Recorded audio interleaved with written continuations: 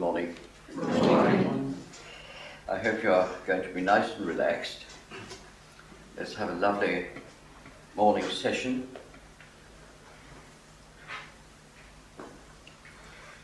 We have gone through various stages. With practice, I hope you'll reach the stage where the important stage of all is that oneness with God. That is what you try to attain, that link with the Almighty. So you go through all these heavenly spiritual experiences to the ultimate. You realize then that you are at one with God, so that your mediumship does not become just another gift, but that you feel that closeness with God, that it is to work with God. And therefore, you have got to really be at one. That doesn't mean to say that you've got to be a perfect being, but certainly a spiritual one. And I would like you, therefore, to think when you are moving through each phase, remember, you mustn't sort of try to go through the back door to this oneness, because that isn't really what this is all about. It's making the effort to move from one experience to another, to attain that level. Therefore, get your breathing right, which should be automatic. Get your posture right, which should be automatic. Keep your head up, which should be automatic. So that all these things that you are training to do, you don't have to think about them. You automatically do them, but you know it's happening, because your mind is aware of that. And I want you, if you will, to go through that silence, entering the silence, preparing in that silence for you to move to the awareness, and from the awareness to the presence, that lovely feeling, being aware of sound, but a different sound from the voices of the earth. The sound of life.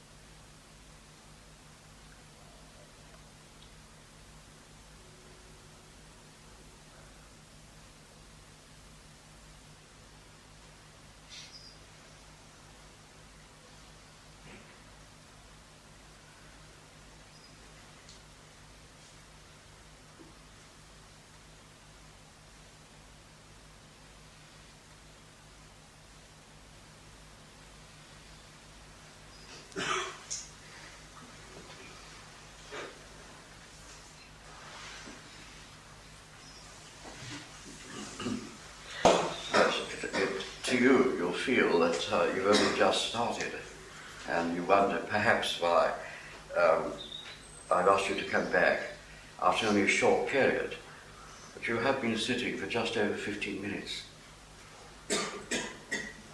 See how time goes, you see. It just disappears. Now, when we talk to you about the spiritualization, because that's what it is, when you are doing it properly and development, real spiritual development is taking place, which doesn't take place unless you do practice this, because the change takes place on the inner body and not on the outer one. The inner body is very important, because that's the body you're going to take with you when you've lost your body. So when you go across into the etheric world, your body tunes in to that. You move into that. And then you've got to be made aware of that world. What you should be doing is spiritualizing yourself so that you go into the etheric world, but you move through it. You don't have to stay there. Because the more spiritually developed you are, the quicker you are able to move through the etheric world and move on. That is the reason that we rarely hear from our very famous mediums, really first-class mediums. Very rare that they return to us, because they've moved beyond the etheric world. They've moved into a higher state of consciousness. And what is happening to you in development that's always forgotten? Because all you're trying to do, I want to be a medium. And that is your failure. That's where you're making your mistake. Because mediumship depends on spiritual growth. It does not depend on your psychic faculty, though you need to be psychic. It depends entirely upon your spiritual growth. Because what's falling away from you is the material aspect of your life in development. You are uncovering, in other words, the depth of your being. So that we looking at you that have eyes to see, that is the spiritual eye, are able to see that movement from within, the outer covering falling away, and the spiritual covering, the spiritual reality coming out. That's what development is. So you don't worry about your psychic part, you're worrying about your spiritual part. That's the real development. Because that's the development that's in contact with the higher world. Because in consciousness, you can understand why I am opposed violently to workshops. Because you're concentrating on the psychic and not enough on the spiritual. The spiritual is what you should be after. And it's that is development. It's learning to let go. It's learning to get to God. You can't go to God right away, but you're not ready for it. You may think you are, but you're not. Anything that happens that you don't like, you're going to blame God for. How on earth can you be with God if you're going to blame God for everything? You ask for something, God, when it doesn't come, you wonder what God's done, see? And that is why God isn't real to you. It isn't real because you're not in tune with it properly. You're not at one with it. What you have to do all the time, ladies and gentlemen, is to let go of your real weaknesses. Your real weaknesses are thinking probably too much of oneself, letting little things mar you that shouldn't. You should have a much better mind to overcome, so that you don't allow things to pull you from that level of oneness with spirit which is oneness with God. So your development is strengthening your consciousness. It's allowing you to move through it. And then you have this wonderful contact with those guides and very fine people. So I would like you to look at development in a very different way than what you have before. Because I feel that the world needs the spiritual growth that pure development gives to it. That oneness with spirit, where you can see God and relate yourself to it. So that supposing you have someone that you dislike, and there are always people that unfortunately we dislike. Things that you read about people, you get boiled up, because you think, how can a person really be a person to do this sort of thing? And then you realize how unkind people that you think are spiritual can be, and you become disillusioned. Well, you accept that because you are aware of God within yourself, when you're looking at these things, you've got to realize that God has got to look at what your life is and at these experiences that you are seeing with the knowledge of God. And you recognize in other people the God because you know it's there. And in your development, the relationship is there. So your enemy that you think, you don't like what he does, but then don't you find that with people you love? You find them doing things that sometimes, it just gets you down a little bit. Of course you do. You still belong. And you've still got to put those things aside and recognize that somewhere God is there. In that person. And for some reason, you're in that experience. And it seems that God has put you in that experience. Because God knows you can cope with it. If you'll take God's hand. And for a while, let go. And let God come uppermost in you. And you find you can take the hand of the person that's done you the most terrible wrong and still clasp it. Because the pouring out of God should be there. That's your development. What was it that the disciples said to Jesus? Why are you talking to her? You know very well what she is. You shouldn't be seen talking to her. And how many times have mediums been told, you realize who he is, don't you? You realize what she is.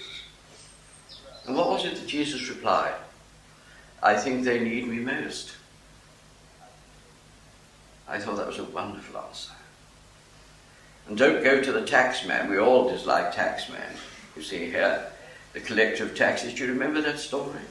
You mustn't be seen with him. People will dislike you intensely.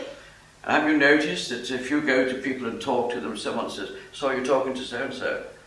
You know you shouldn't be talking to her, don't you? Or you shouldn't be talking to him. How many times has it happened? And yet the story of the truth was told us 2,000 years ago. They need me most. And the very person that you hear the story of Judas, the kiss. Jesus didn't say, stop, don't kiss me. But he knew that person was going to do something against him. He didn't stop loving him. Because he knew it was an experience through which he'd got to go through. And that's what you've got to do. You'll be much the greater for it. You'll rise above it. Because your inner body is capable of doing it. And that's where you are. You can rise above it. You'll fail sometimes, of course you will. God doesn't expect you to, inside here, to be able to do it perfect, because God knows you see. Knows every action of you. Because God's been there right from the point of birth. That first breath. And your body, soul and spirit all came together. That's the reality. We say, oh God, tell me. But God's already talking to you. God, did you know what's just happened to me? God already knew before you ever thought about it. So it's like saying, God, where are you? And looking and saying, why have you deserted me? Even Jesus said that. But look what happened afterwards. Father, forgive them, for they know not what they do. And that followed, why hast thou forsaken me? Because he was alone. And God immediately brought that wonderful experience of life. So God was there all the time, see. And God knows us everything, every move we make. Because the subconscious mind knows every move you make. And memory is there. And in that wonderful memory, God knows what you're going to do because a certain situation is going to happen, and God knows that you're not going to be successful, but hopes that you will let him come with you. And you don't. I'm going to do this, you see. I'm going to do that. Wait till he comes, I'm going to tell him, you see. Without just stopping quite still and saying, God, help me to handle this situation. And when they come in, you're ready for them. And all at once a change takes place. Have you noticed that? Calmly. You say, I don't know how calm, I can't understand it. I was so calm. I could have murdered him. And then all at once you realise you've handled it. You beautifully walked away. Calm. And then when you got outside, you said, ah! It's getting rid of it.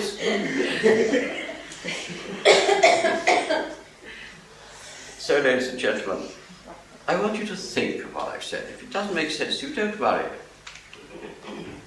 If you're not ready for it, don't worry. You will be.